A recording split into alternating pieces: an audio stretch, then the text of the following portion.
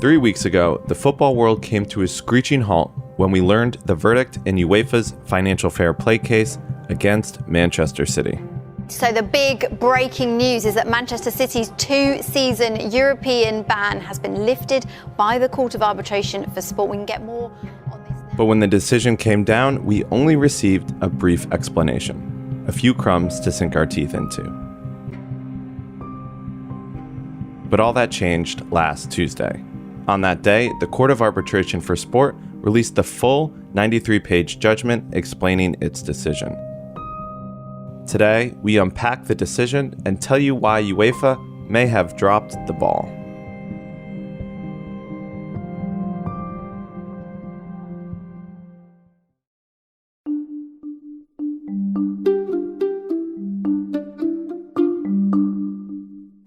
What was your overall impression of the verdict? It was a pretty significant moment, this, for both Manchester City and UEFA. Rob Harris is a global sports correspondent for the Associated Press. Obviously, for Manchester City, it delivers what they wanted in terms of avoiding the European ban, but it leaves still some unanswered questions, and there is that blot against their name because they were found guilty of obstruction.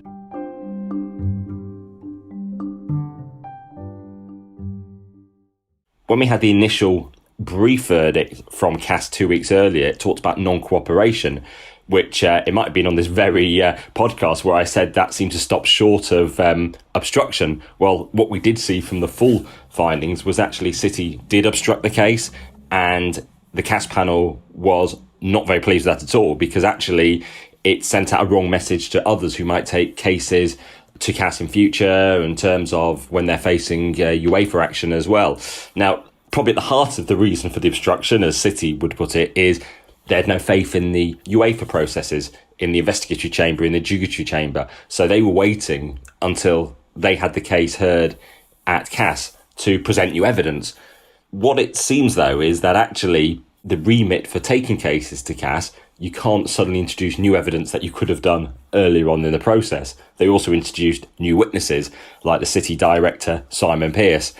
And what we see then from that is one of the biggest fines ever in sports history. A 10 million euros fine is not pocket money. It's not a few loose coins. It's quite a significant fine, which reflects the weight of the punishment of the offence that they believe that they had to take action on. Obviously, City will be hoping that things move on from there, and it's just focused on the fact that they avoided the European ban. And they do point towards the fact that ultimately the things they were sort of found obstructing on was relating to evidence that they did in some form give to CAS at the later point in the process. Let's hit some of these key points. When the original verdict came out, a popular term that kept getting thrown around was time barred. What did the full statement reveal about time barred items? Well, what it said is effectively that if some of the documentation, some of the financial transactions took place beyond the 5-year period, then they could no longer be pursued by UEFA. They fell outside the limitations of the investigatory powers, which, you could say 5 years is a very short amount of time in terms of the lifespan of a football team to be blocking any potential investigations. I mean, players have careers longer than 5 years at a club, for instance, so do managers if they're particularly successful. But it meant that it does leave those unanswered questions, because obviously they didn't look at the likes of Etisalat, that's a communications firm that was sponsoring City, but they could look at Etihad, the state airline, which has the naming rights for the stadium and the shirt sponsorship, and they did not find a case that Etihad sponsorship had been overstated.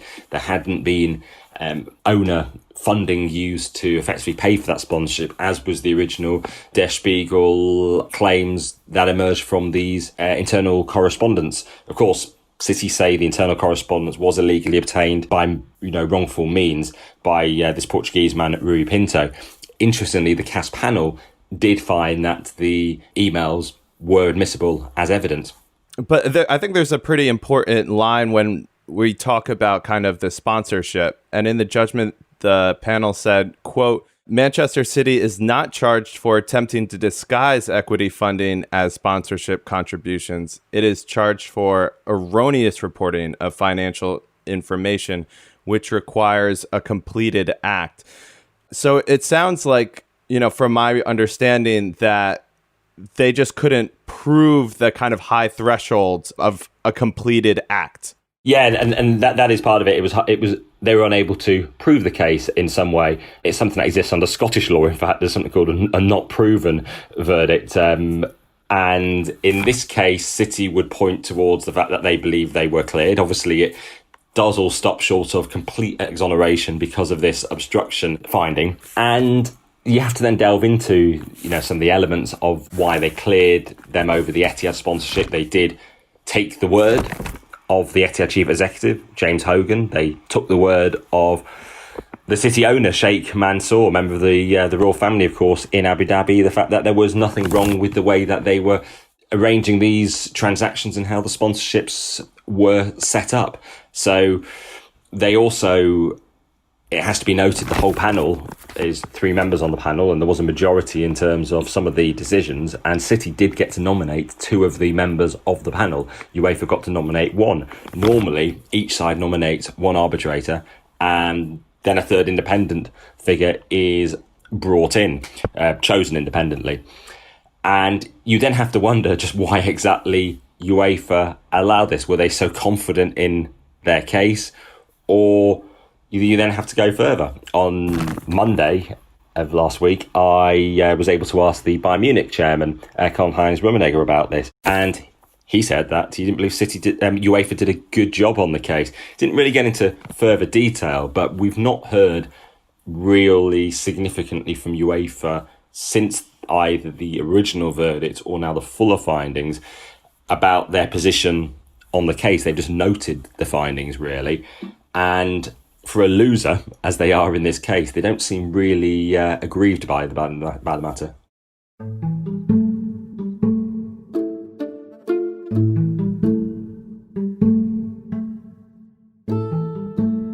It seems to me like UEFA had maybe too much confidence in their case. I thought there was a pretty powerful quote where they said, quote, neither the new evidence, new witnesses, or the new case theory have any credibility, and UEFA therefore sees no reason to object to the admissibility of this new evidence now presented by Manchester City, as it does not help its case. And we learned that it did help their case.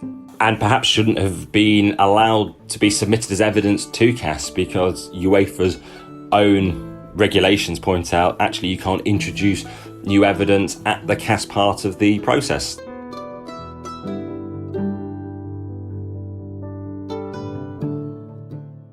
This could have been produced earlier on to the investigators, to the adjudicatory chamber at UEFA, but they only submitted it when it came to trying to overturn the Champions League ban. They only put forward people such as the director, Simon Pearce, when they reached CAS. They only submitted these statements from Etihad Airlines, from Sheikh Mansour, the owner, when they were at CAS, which obviously could show a lack of faith in the UEFA process and the fact that they only trusted how things would play out when they reached CAS. Of course, at CAS, they were able to have the majority of picks on the squad. They chose 2 of the arbitrators. UEFA only chose 1. Normally, each side chooses 1, and the third is selected independently. But if you look at the findings as well, they say, well, perhaps if this evidence had been presented earlier on in the process, then the original UEFA panels might have reached a different verdict. They might not have imposed the European ban to start with. So there have to be questions over UEFA and their dealing with this case. So why did they not choose an arbitrator as they could have done? Why did they not robustly object to this new evidence being submitted?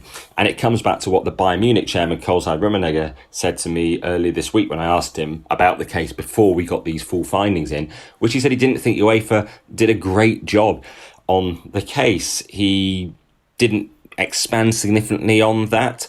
the fact is, he said he heard from different sources it wasn't very well organised, this whole case. And so there are those unanswered questions, which I think UEFA do need to provide fuller answers to ensure people do have confidence in the financial fair play system and have confidence in the fact that it is being applied universally fairly, and the fact that UEFA applies the same rules to all clubs, because obviously this could have an impact on future CAS cases of any sort that UEFA is facing, particularly in terms of the admissibility of new evidence. It also seems like they kind of rushed to get this decision out, before next season started, and they could have actually had a potentially better case had they kind of drawn this out a little bit.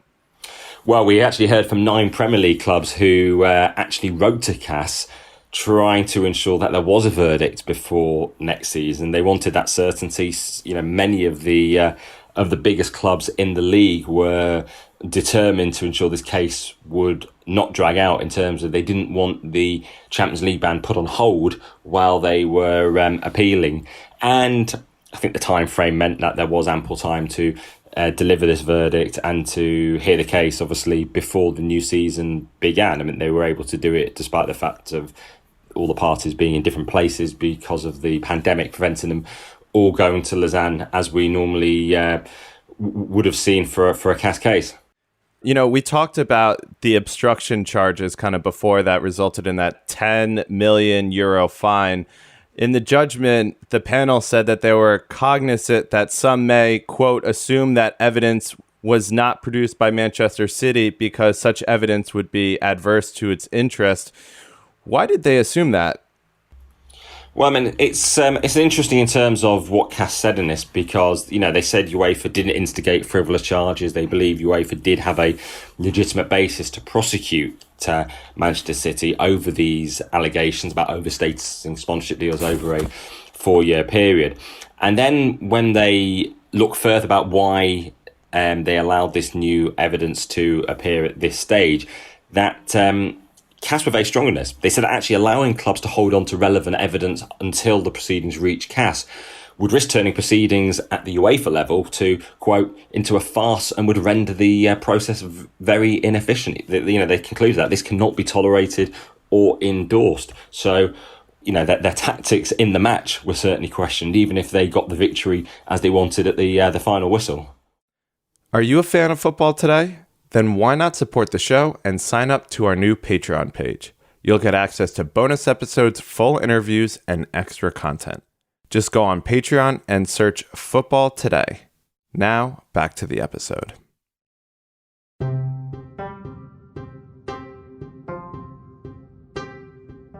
Now, following the release of, the reasoning of this kind of verdict, Der Spiegel, who's been at the heart of, this whole story when they released all the football leak stories, they released new leaked emails. What did they say in those emails? Well, it was another extract of an email. This has been one of my issues throughout the case with Der Spiegel. We can focus on the journalism as well.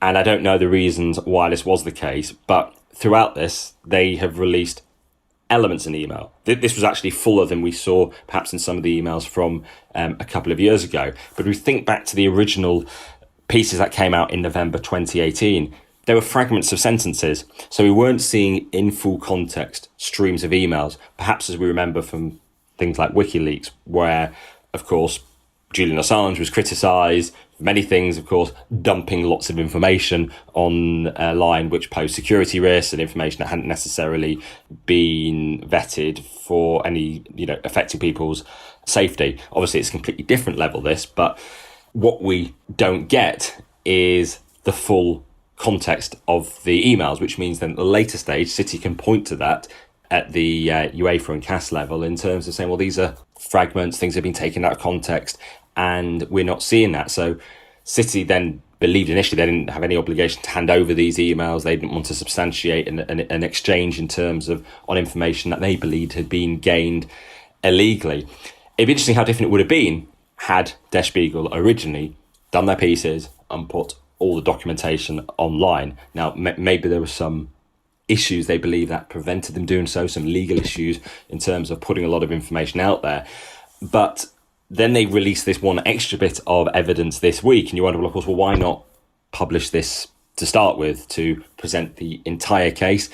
And it obviously is their desire to point to inconsistencies, as they believe them, in the evidence presented by City to CAS. And you look at it, and obviously it doesn't look good for City. The question is, they believe it's an attempt to relitigate the case. And we've obviously never had a chance ourselves as journalists to independently ask Manchester City all our unanswered questions over aspects of the case. They would say that it's been heard by a far greater body than the media in terms of CAS. But obviously there's so many things we'd like to delve into to ask our own questions in terms of, particularly like this, over why does something refer to how a transaction might have been paid, and test the credibility ourselves of some of the evidence and how they're sort of dealing with some of the transactions, why the Etihad sponsorship value kept on going up, why Etihad apparently chose to increase the value of their sponsorship quite a few times, even though they had a long-term contract, for instance. In the end, we have, according to CAS, Manchester City, having, quote, blatant disregard for the process, and UEFA bringing charges, according to CAS, quote, based on innuendo. You just mentioned Der Spiegel. Does anyone come out looking good in this? That's an interesting one. Certainly, Manchester City will believe that in the long term, they are fine, because they're in the Champions League, and they'll hope people forget the €10 billion fine, and they'll be able to point to this CAS verdict, and particularly the original headlines from the press release 2 weeks ago, and say no equity funding disguises sponsorship, and they have that to be able to highlight there. I mean, it's interesting why the original press release from CAS 2 weeks ago said that there was non-cooperation rather than the term obstruction, which was in the full findings. UEFA, a lot of people will question their handling of this case, but they could point to the fact, well, we did try to ban Manchester City. Our independent investigatory body and judiciary body did find them guilty. They did investigate the case. They were willing to ban one of the richest clubs in world football. How can we legislate for the fact that CAS decided to overturn it? Well, actually, you can then look at how UEFA dealt with CAS and what they allowed to be allowed as evidence, and also how they handled the case when it reached the court. And then in terms of what happens to the Champions League, well, I mean, ultimately, if you're a regular football fan, you can probably look at it in a couple of different ways. One is the fact, well, did Manchester City somehow manage to build their squad still using means and bending the rules that their clubs could not do so because they're complying with the rules? Obviously, City were cleared of bending the rules. On the other side of it, some fans might say, actually, I'm just a football fan. I want to see some of the best players in action in the Champions League, and Manchester City have them. So it depends if it just moves on fairly quickly. And obviously, ultimately, it'd be quite interesting to see if this longest ever football season does end with Manchester City ultimately picking up the European Cup for the first time in Lisbon.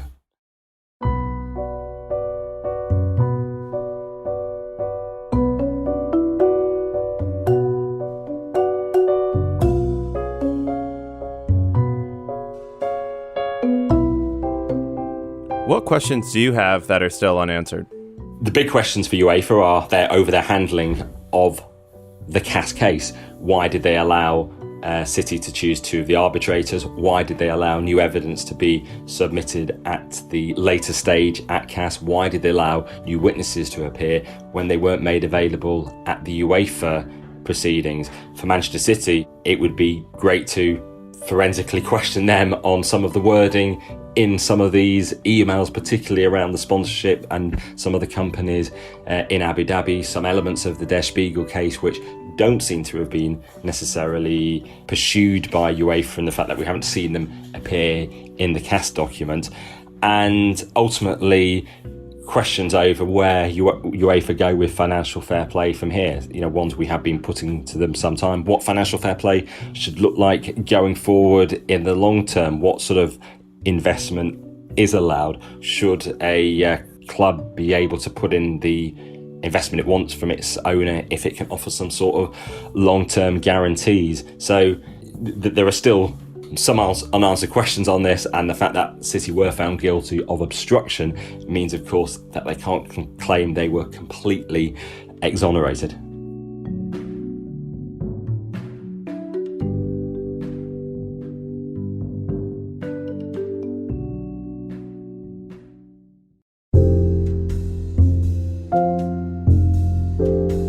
Rob Harris is a global sports correspondent for the Associated Press. All the music for this episode was provided under the Creative Commons license by Blue Dot Sessions. I'm Josh Schneider-Weiler, and thanks for listening to Football Today. And before you go, if you're a fan of the show and would like to support us, please sign up to our Patreon page where you'll get access to bonus episodes and extra content. And if you can't spare the cash, please tell a friend instead.